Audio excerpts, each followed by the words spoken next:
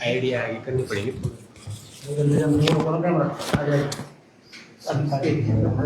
अच्छा,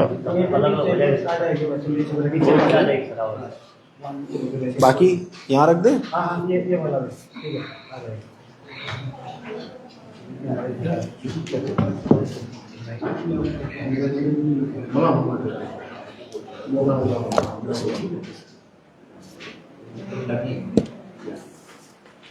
क्या डब्बी है? अच्छा वो तो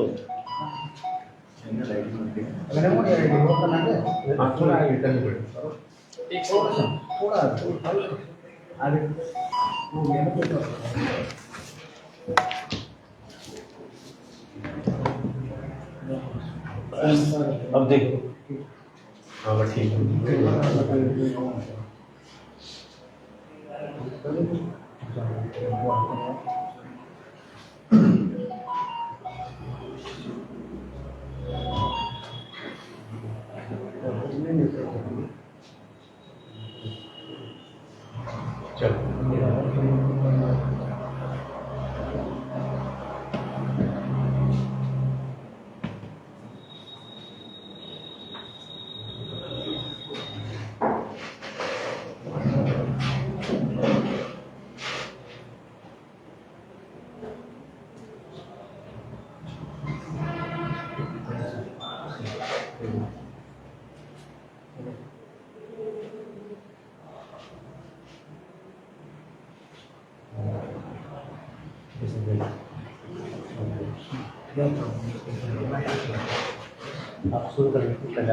अच्छा, हम बता दें आपको।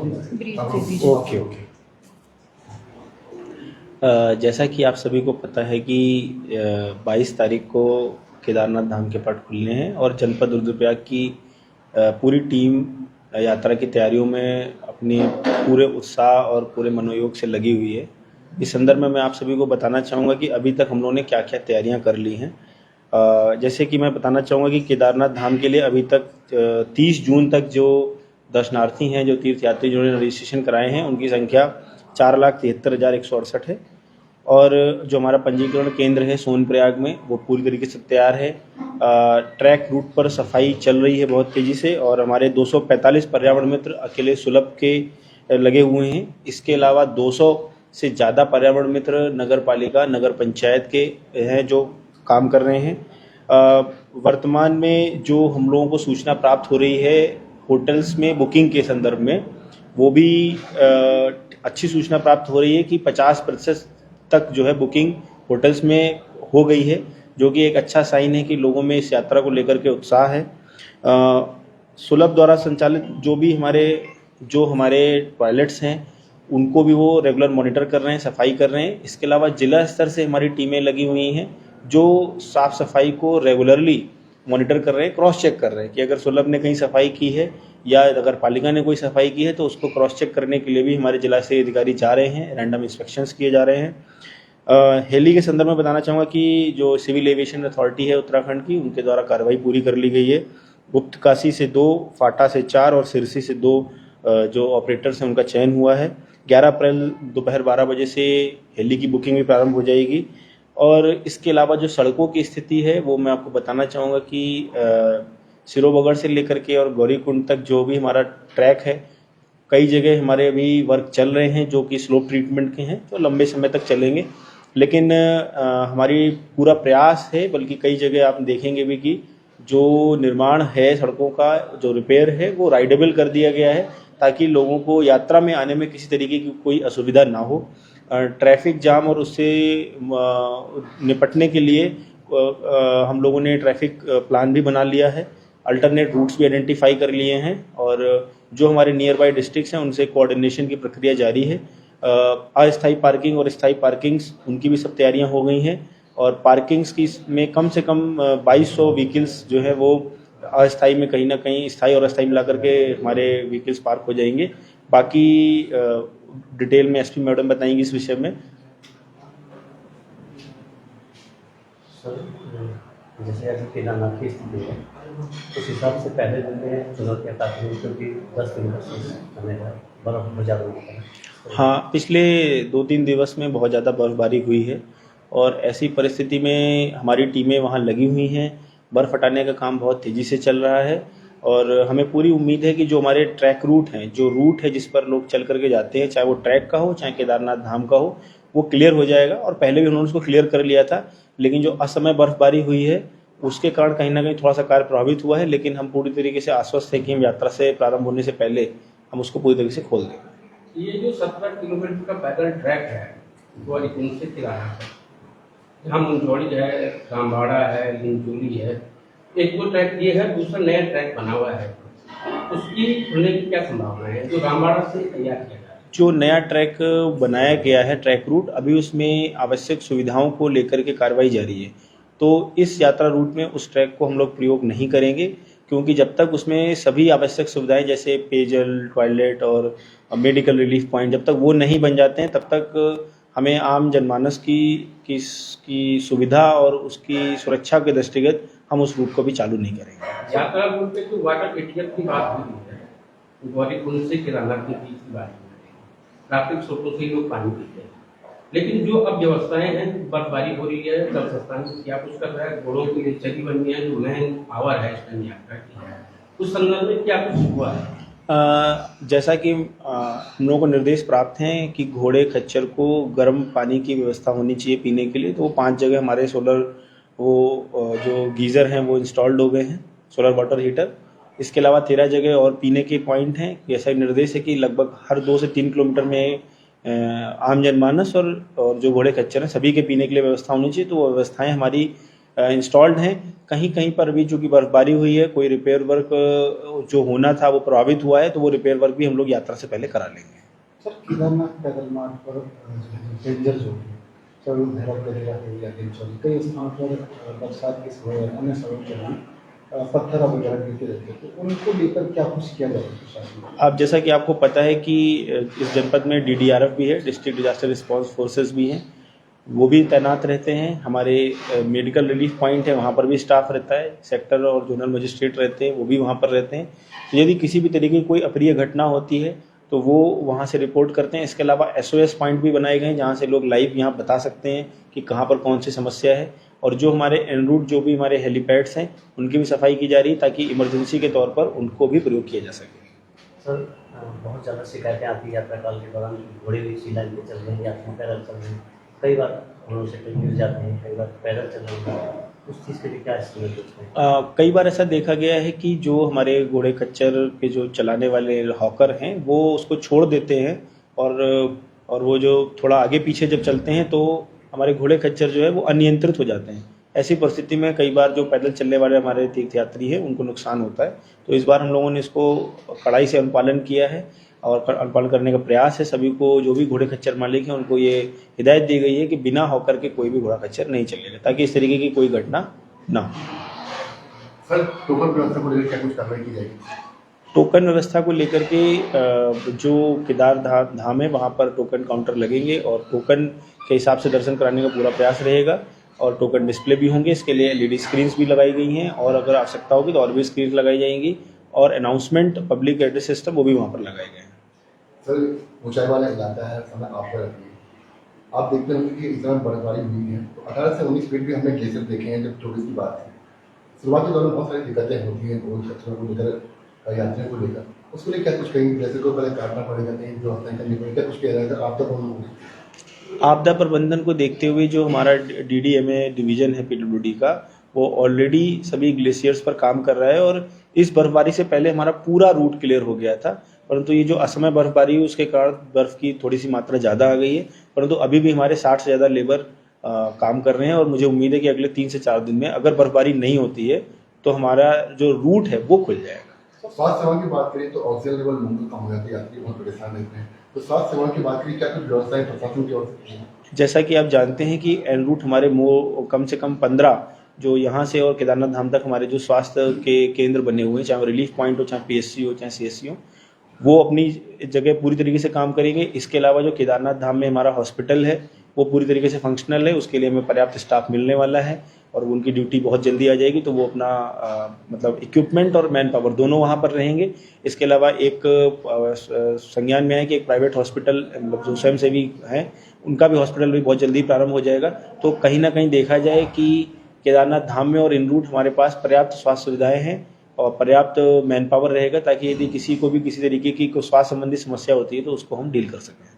या तो फिर हेली रेस्क्यू की व्यवस्था रहेगी, हेलीकॉप्टर सेवा की व्यवस्था रहेगी, जो डिमांड पड़ता है जो बहुत ही एक्सट्रीम केसेस होंगे उसमें जरूर उसको प्रयोग किया जाएगा। सर टेंट कॉलोनी अभी तक तैयार होने में वक्त लगेगा, क्योंकि बहुत सारे उम्मीद भी जताई जाएगी पहले दिन ही यात्री काफी रहेंगे, तो इसके बाद जिस हिसाब से यात्रा है इसमें टेंट कॉलोनी को लेकर के हमारे SDM ऑफिस से जो परमिशन जारी होती है वो 22 मार्च से ही प्रारंभ हो गई थी। समय रहते ही सबको अनुमति भी दे दी गई है ऊपर जाने के लिए, परंतु जो बार बार बर्फबारी हो रही है और असमय बर्फबारी हो रही है उसके कारण से जो टेंट लगाने के लिए जिन व्यक्तियों को जाना है, जो प्राइवेट व्यक्ति हैं जिनके रोजगार उससे जुड़े हुए हैं, वो कहीं ना कहीं अभी थोड़ा सा रुक करके जा रहे हैं और वो वेदर को देख करके अपने टेंट में इंस्टॉलेशन करेंगे। कितने लोगों की स्टैंड वहाँ रखी गई है कि टेंटों में जो लोग रहेंगे ऐसी स्टैंड बनाई? केदारनाथ हमें कितने यात्री पर डे रुक सकेंगे या टेंटों में रह सकेंगे, यात्रा मार्ग कितने रहेंगे, उसके लिहाज से कितना रहेंगे? देखिए जो टेंट हैं वो 2 तरीके के टेंट हैं, एक गढ़वाल मंडल विकास निगम के हैं और प्राइवेट हैं।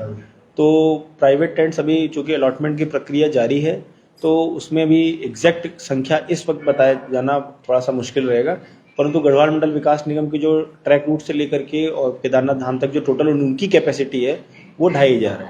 बाकी वहाँ पर बहुत सारे अन्य प्राइवेट संस्थान हैं और भी जो फैसिलिटीज़ हैं जो रहने के लिए, तो एट ए टाइम 10,000 तक की फैसिलिटी हमारी रहती है रहने की। सर अभी से यात्रा कानून जो है पहली सेवाएं हैं, उनमें देखा गया कि बहुत सारी दुर्घटनाएं हुई हैं, कहीं गैस लाइन तो कहीं गैस हेलीकॉप्टर। इस बार पहली सेवा सुरक्षा को लेकर क्या कुछ व्यवस्थाएं की गई? इस बार भारत सरकार की ओर से और DGCA की ओर से नई गाइडलाइन प्राप्त हुई है, जिसके आधार पर जो नंबर ऑफ सॉर्टीज जिसे हम कहते हैं, जो जितने वो टू एंड फ्रो करते हैं वो संख्या कम हो गई है, ताकि बहुत जल्दीबाजी में हेली को ना उड़ाया जाए और किसी तरीके की दुर्घटना ना हो। जिला प्रशासन का पूरा ये रोल रहेगा कि इसको पूरा तरीके से मॉनिटर किया जाए और जो सिविल एविएशन अथॉरिटी उसके साथ मिल करके किसी भी तरीके की कोई रूल्स के वायलेशन ना हो और यदि कोई घटना घटित होती है तो उस पर हम लोग तुरंत एक्शन करें। सर व्यावसायिक सिलेंडरों की बहुत मांग है, ऐसे में यात्रा की तैयारियों को लगे हुए तमाम जो होटल स्वामी हैं तो पूरे यात्रा रूट पर उनकी तैयारियां अभी फिलहाल दिख नहीं रही हैं, समय भी कम बचा है, तो उनका मनोबल किस तरह से प्रशासन बढ़ाएगा? जो LPG गैस और उससे संबंधित जो भी प्रकरण है हमारे, उसके बारे में मैं बताना चाहूँगा कि 3000 से ज़्यादा हमारे कॉमर्शियल कनेक्शंस है और यात्रा के दृष्टिगत हमने ऑलरेडी शासन से एक्स्ट्रा सिलेंडर्स की और एक्स्ट्रा रिजर्व की हमने मांग करी हुई है और हमें पूरा आश्वासन मिला है IOC और अन्य एजेंसी से कि हमें वो जो रिजर्व है जो हमें वो मिलेगा। इसके अलावा वन विभाग और वन निगम वो दोनों मिलकर के भी दोनों विभाग मिलकर के यदि किसी को लकड़ी की आवश्यकता है तंदूर इत्यादि जलाने के लिए तो वो भी वो उपलब्ध कराएंगे। गुप्तकाशी से आगे सर जो शौचालय हम बने हैं उनमें से कहीं पर अव्यवस्थाएं भी हैं, पानी की उचित व्यवस्था नहीं है, ऐसे में क्या कुछ अभी दिशा निर्देश हैं? इसमें आज ही हमने अपने 2 जिम्मेदार अधिकारियों को फील्ड विजिट में भेजा है और वो देख करके सारी रिपोर्ट सबमिट करेंगे। इसके अलावा सुलभ और जितने भी अन्य विभाग जो टॉयलेट्स को रन कर रहे हैं उनकी भी डेली बेसिस पे मॉनिटरिंग हो रही है और हमारा पूरा प्रयास रहेगा कि यात्रा से पहले एक टॉयलेट फंक्शनल हो जाए। सर भीड़ वाले कहेंगे रहती है वही जो व्यवस्थाओं में, अगर भीड़ अधिक बढ़ती है टोकन व्यवस्था के किस प्रकार से व्यवस्थाएं संभालने लगती है?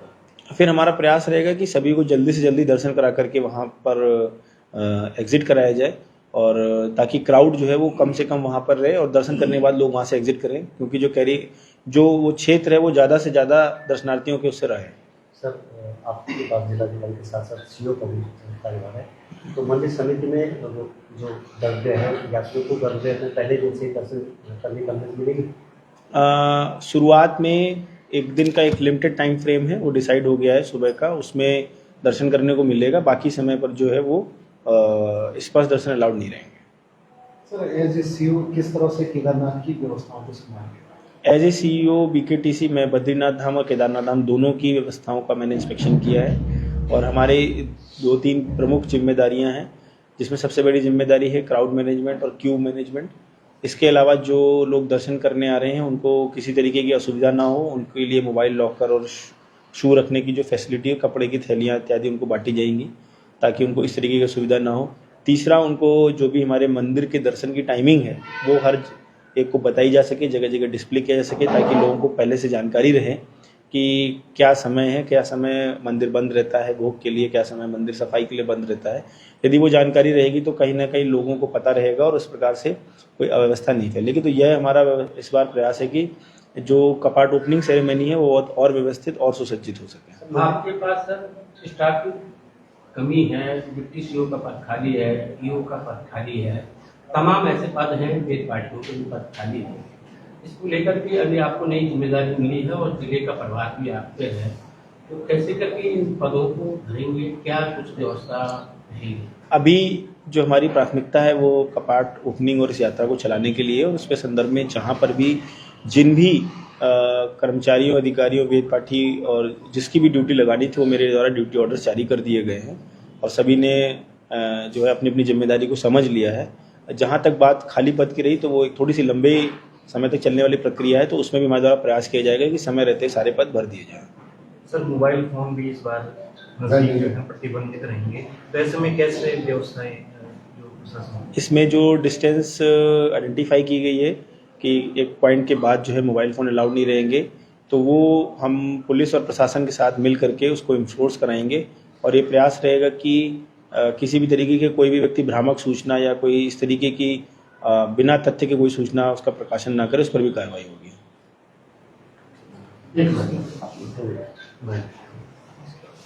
गंगोत्री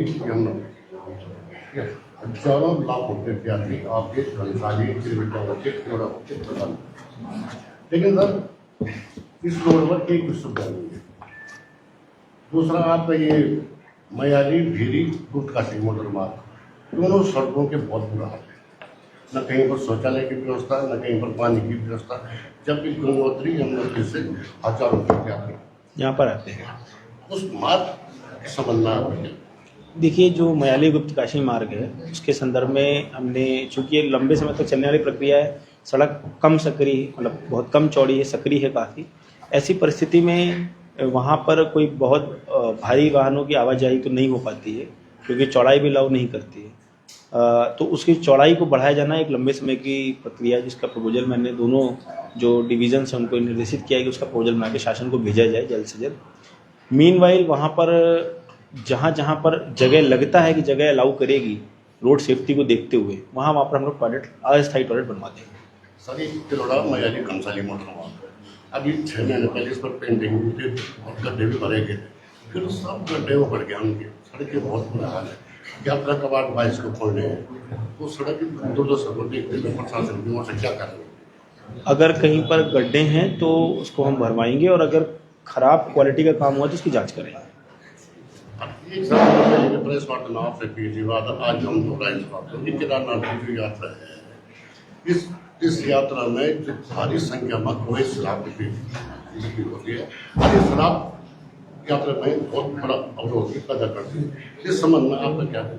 देखिए, इस संदर्भ में आपको पता होगा कि हमारे जिले की पुलिस ने एसपी महोदया के निर्देशन में बहुत अच्छा काम किया। अभी बहुत एक बड़ा जखीरा आपने पकड़ा था और आगे भी ये कार्रवाई चलती रहेगी। इसके लिए हमारी आबकारी की टीम भी इंस्पेक्शंस कर रही है, हमारे एसडीएम्स भी जा रहे हैं और पुलिस ने जो काम किया वो बहुत ही अच्छा काम किया और मुझे उम्मीद है कि आने वाले समय में इसमें और बड़ी कार्रवाइयाँ होंगी, कठोर कार्रवाइयाँ होंगी। मैम, ट्रैफिक को लेकर क्या कुछ प्लान आपके हैं? केदारनाथ यात्रा में पुलिस की महत्वपूर्ण भूमिका रहती है, ट्रैफिक प्लान को लेकर क्या कुछ व्यवस्थाएं, रास्ते में डेंजर प्लान जोन है उनके लिए क्या पुलिस की व्यवस्था की है? देखिए, हमारे यहाँ जो पुलिस का व्यवस्थापन किया जाएगा उसमें कुल 3 सुपर जोन, 17 जोन और 47 सेक्टर बनाए गए हैं। इसी हिसाब से हमारे यहाँ जो ट्रैफिक के सुपर जोन्स और सेक्टर्स भी बनाए गए हैं। इसके अतिरिक्त हमारे द्वारा मोबाइल हॉक्स लगाई जाएंगी। जो मोबाइल पार्टीज होंगी मोटरसाइकिल्स में, जो हमारे कंजेस्टेड पॉइंट्स हैं जहाँ पर ज़्यादा ट्रैफिक का दबाव रहता है, उन एरियाज़ में लगातार मोबाइल पेट्रोलिंग करेगी ताकि वो ट्रैफिक का दबाव कम कर सके और अनाधिकृत पार्क जो गाड़ियाँ हैं उनको हटा सके। जो हमारे ट्रैफिक के रूट्स हैं, डीएम सर मेरे द्वारा और हमारी पूरी टीम के द्वारा जॉइंट इंस्पेक्शन किया गया और जो ट्रैफिक के हमारे जो नॉर्मल रूट्स हैं, चाहे वो डाइवर्जन हो, वो ट्रैफिक रिलेटेड डाइवर्जन हो, चाहे वो लैंडस्लाइड रिलेटेड डाइवर्जन हो, वो सब फाइनलाइज कर दिए गए हैं। हमारे जो मेन 4 एंट्री पॉइंट्स हैं हमारे जनपद के लिए, चाहे वो चमोली का मंडल पॉइंट हो, कमेड़ा हो, चाहे हमारा मयाली का बॉर्डर हो, चाहे हमारा जो श्रीनगर से जवाड़ी बाईपास के थ्रू बॉर्डर आता है, सभी बॉर्डर्स के लिए जो हमारे ट्रैफिक प्लान्स हैं, चाहे वो भारी वाहनों के लिए हो, चाहे वो हल्के वाहनों के लिए, सभी तैयार कर दिए गए हैं, फाइनलाइज कर दिए गए हैं। इसी के साथ साथ जो हमारा खुंड और गुप्तकाशी का एरिया है, जहाँ पर अत्यधिक दबाव पड़ता है वाहनों का, उसके लिए भी हमारे द्वारा डाइवर्जन प्लान बनाए गए हैं कि अगर डाइवर्जन की स्थिति उत्पन्न होती है तब हम उनको चालू कर सकें। इसके दृष्टिगत हमारे द्वारा डाइवर्जन जो रूट्स हैं उन पर पुलिस की गुमटियाँ हों, बैरियर्स हों, चेक पोस्ट हों, उनकी भी स्थापना की गई है। इसके अतिरिक्त हमारे, जैसे आपने कहा कि कुछ डेंजर पॉइंट्स हैं जहाँ पर बारिश के समय खासकर कुछ लैंडस्लाइड्स होते हैं, चाहे वो सिरोबगढ़ हो, काकड़ा गाड़ का पॉइंट हो, बांसवाड़ा का हो, कुंड का हो, और चाहे वो कमेड़ा बॉर्डर का हो, तो इसके लिए भी हमारे द्वारा डाइवर्जन प्लान्स बनाए गए हैं जो फाइनलाइज हो गए हैं कि हल्के और भारी वाहनों को किस तरीके से हम लोग एंट्री और एग्जिट कराएंगे। मैम, कितना फोर्स आपने मंगाया है इस बार यात्रा को लेकर, और कहाँ कितने आपने CCTV कैमरा लगाए हैं, ड्रोन से भी इस बार यात्रा पर नजर रखने की बात की? देखिए, हमारे द्वारा जो फोर्स की मांग की गई है उसमें CO स्तर के अधिकारियों से लेकर कांस्टेबल्स तक की मांग की गई है। इसके अतिरिक्त होमगार्ड PRDs की मांग की गई है। हमारे यहाँ SDRF की 8 सब टीम्स की व्यवस्थापना की जाएगी 5 लोकेशंस पर। अभी हमारी रुद्रप्रयाग और सोनप्रयाग में ऑलरेडी SDRF की टीम्स हैं। इसके अतिरिक्त अगस्त्यमुनि, लेंचौली और श्री केदारनाथ में भी स्थापना की जाएगी। हमारे जो फायर की सर्विस की टीम रहती हैं, पिछली बार हमारी 6 टीम्स थी और फाटा में एक मोबाइल यूनिट थी, पर हेलीपैड्स पर जो सुरक्षा के दृष्टिगत इस बार हमारे द्वारा एक स्थायी फायर टीम की स्थापना फाटा के क्षेत्र में की जाएगी, जहां पर सबसे ज़्यादा हेलीपैड स्थित हैं। इसके अतिरिक्त जो हमारी ATS टीम है, जो हमारी टेररिस्ट की मॉक ड्रिल्स होंगी वो भी आगे होंगी। हमारे द्वारा ATS की 2 हिट टीम्स की यहाँ पर मांग की गई थी। साथ ही साथ जो BDS की एक यूनिट होती है वो भी हमारे द्वारा मांग की गई है, जिसको श्री केदारनाथ में स्थापित किया जाएगा। इसके अतिरिक्त जो आपने CCTV कैमरा की बात की, इस बार हमारे द्वारा CCTV कैमरे कवरेज और बढ़ाया गया है। हमारे द्वारा इस बार 189 कुल CCTV कैमराज पूरे जनपद में लगाए गए हैं, जो जनपद के जो हमारे मोटर मार्ग हैं, मुख्य मोटर मार्ग और यात्रा रूट, उसकी मॉनिटरिंग करेंगे। साथ ही साथ जो हमारे बॉर्डर्स हैं, मंडल का बॉर्डर हो, कमेड़ा का, जवाड़ी का, मयाली का, उन सभी बॉर्डर्स पे ANPR कैमरे भी स्थापित किए गए हैं, जिनका फीड हमारे हेडक्वार्टर कंट्रोल रूम में भी जाता है।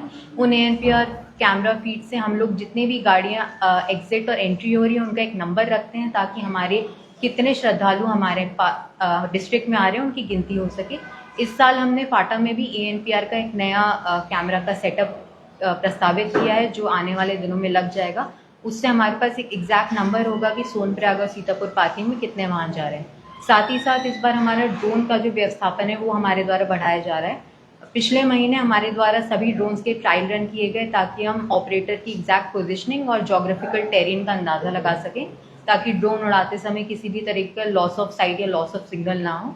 इस वक्त हमारे द्वारा 4 जोन के व्यवस्थापन की प्रिपरेशन की गई है। एक तो श्री केदारनाथ में स्थित रहेगा सुरक्षा की दृष्टिगत, एक हमारा गौरीकुंड, घोड़ापड़ा और जो ट्रैक का शुरुआती एरिया है वहाँ पर व्यवस्थापित रहेगा, एक सोनप्रयाग सीतापुर पार्किंग के लिए और एक हेडक्वार्टर्स रुद्रप्रयाग की सुरक्षा के लिए यहाँ पर ड्रोन रहेगा। गैर हिंदुओं के प्रवेश पे इस टाइम प्रतिबंध लगा है केदारनाथ मंदिर में। इसके सत्यापन के लिए या क्षेत्र में जो व्यवसायी हैं या केदारनाथ रूट पे गौरीकुंड से केदारनाथ तक, इसको कैसे ट्रैक करेंगे? देखिए, जो बाहरी लोगों की जहाँ तक सत्यापन की बात रहती है वो एक हमारी रूटीन प्रक्रिया जो पुलिस द्वारा लगातार चलती रहती है। बाकी कोई भी हमें औपचारिक इस तरीके की वेरिफिकेशन की सूचना अभी तक और जानकारी प्राप्त नहीं मिली। मैम, एक सवाल ये है कि हर बार यात्रा से देखने को मिला है बड़ी मात्रा में शराब की खेप भी पहुंची है, माल से भी पहुंचा है। पिछले बार सीजन में तो पूरे केदारनाथ धाम तक ही बगरा पहुंचने का बड़ा हुआ। ऐसी कई स्थिति आती है कि मुर्गी का मांस पहुंचता है, गौरीकुंड से लेकर पूरे धाम तक वहाँ से व्यापार होता है, शराब का होता है। उसके लिए क्या कुछ विशेष व्यवस्थाएं की जाएगी पुलिस प्रशासन में? देखिए, पुलिस प्रशासन दोनों ही बहुत ही संवेदनशील हैं इस बारे में। जो हमारी यात्रा के दृष्टिगत बहुत ही एक संवेदनशील प्रकरण है, इसको लेकर हमारे द्वारा पुलिस की टीम्स के द्वारा और जिला आबकारी टीम के द्वारा भी लगातार इसमें सघन चेकिंग अभियान चलाया जा रहा है कि कोई भी अवैध शराब की कहीं भी तस्करी या बिक्री ना हो। हमारी पुलिस के द्वारा आपको भी जैसे अवगत है कि पिछले कुछ दिनों में भी एक बड़ी खेप पकड़ी गई है ऊखीमठ तरफ। इसी प्रकार हमारे द्वारा एक डेडिकेटेड टीम बनाई गई है जो अवैध शराब और अवैध मादक पदार्थों की लगातार चेकिंग करिए। तो इस बार भी हम लोग का पूरा प्रयास रहेगा कि हम लोग इसमें कठोरतम कार्रवाई करें। मैडम, हेलीकॉप्टर में फर्जी टिकटों को लेकर भी बहुत सारी जो है जी। हेलीपैडों के आसपास घूमते रहते हैं, उस पर नकेल कसने की कोशिश करके आज से। देखिए, हेलीपैड्स जो हेली टिकट्स हैं उसको लेकर दो प्रकार के अपराध होते हैं। एक तो होता है साइबर अपराध, कि आप फ्रॉड प्लेटफॉर्म्स बनाकर वहां से बिक्री करें। तो उसको लेकर हमारी एक साइबर में एक डेडिकेटेड टीम बनी है, जिसमें हमारी LIU social media monitoring team बनी है। अभी तक हम 300 से ज़्यादा प्लेटफॉर्म बंद करा चुके हैं, जिसमें बैंक अकाउंट, मोबाइल नंबर्स और वेबसाइट्स हैं। इसके साथ साथ जो फिजिकली काला बाजारी की शिकायतें आती हैं उसको लेकर भी हमने डेडिकेटेड टीम्स बना रखी है, जो किसी भी सूचना पर तत्काल कार्य करती हैं। और पिछले वर्षों में भी, जैसे कि आपको जानकारी होगी, हमारे इस काला बाजारी के ऊपर कुछ FIRs भी पंजीकृत हुई हैं, जिस पे हमने कार्रवाई की है। तो इसी तरह हम इस वर्ष भी और कड़ी कार्रवाई करेंगे। मैम, कहीं बाहर से यात्री आते हैं जो फर्जी रजिस्ट्रेशन बनाते हैं, फर्जी पहुंचाते हैं, इन यात्रियों पर कैसे नजर रखेंगे जो फर्जी रजिस्ट्रेशन करके यहाँ पहुँचे? देखिए, पिछले वर्षों में भी हमने जो फर्जी रजिस्ट्रेशन है वो पकड़े हैं अपने चेकिंग के दौरान। हमारे काफ़ी चेक पोस्ट और जो प्राइवेट वाहन हैं उनकी चेकिंग के चेक पॉइंट्स बने हुए हैं, जहाँ पर हमारी पुलिस चेकिंग करती है। तो इसी प्रकार हम इस वर्ष भी रजिस्ट्रेशन की चेकिंग करेंगे। नया प्रोग्राम है अपनी पर यात्रा को कुछ नया रूट प्लान बनाया हो, जैसे कागड़ा घाट कुंड में बाजार में इतना जाम लग रहा है मैम हर समय, उस तरह का कुछ नया बनाया? देखिए, इस बार हमने कुछ डाइवर्जन प्लान किए हैं, चाहे वो चुन्नी बैंड से हो, चाहे बांसवाड़ा से हो, गिरी से हो। तो इस बार हमने कई डाइवर्जन प्लान किए हैं कि जैसे यथास्थिति उत्पन्न होती है ट्रैफिक की, उसको लेकर वो यूज़ किए जाएंगे। पिछली यात्रा काल में जो है फिरोजपुर मारपीट जैसी घटनाएं हुई, जिसमें कि कुछ लोग हताहत भी हुए थे। तो इस बार इस तरह की घटनाओं पर रोक के लिए, क्राइम पर रोक के लिए पुलिस क्या कर रहा है? मतलब क्या लैंडस्लाइड की बात करें एग्जैक्टली? नहीं, आपसी मारपीट जी, स्थानीय लोगों से। अच्छा। देखिए, पिछले वर्ष कुछ ऐसी घटनाएं सामने आई थी जिसमें लोगों के बीच झगड़ा या मारपीट की घटनाएं हुई थी। तो हमारी पुलिस हर जो भी संवेदनशील स्पॉट होते हैं उस पर तैनात रहते हैं। इस बार हमने जो पिछली बार का जो फीडबैक मिला था ड्यूटी पॉइंट्स को लेकर, उसको भी हमने सम्मिलित करते हुए हमने ड्यूटी पॉइंट्स में भी कुछ बढ़ोतरी की है, ताकि जो ऐसे संवेदनशील एरिया है हम उन पर कड़ी निगरानी रख सकें। मैडम, एक गौरीकुंड में बहुत भारी मात्रा में जो है कि नेपाली लोग इस बात को रोकने के लिए क्या करें? किसकी खेप है?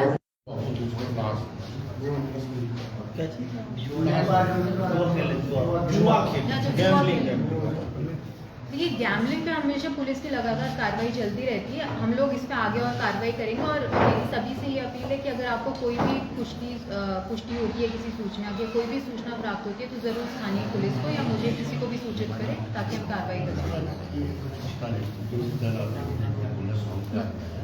उनके माध्यम से ही एक और धंधा वापस चलाएंगे।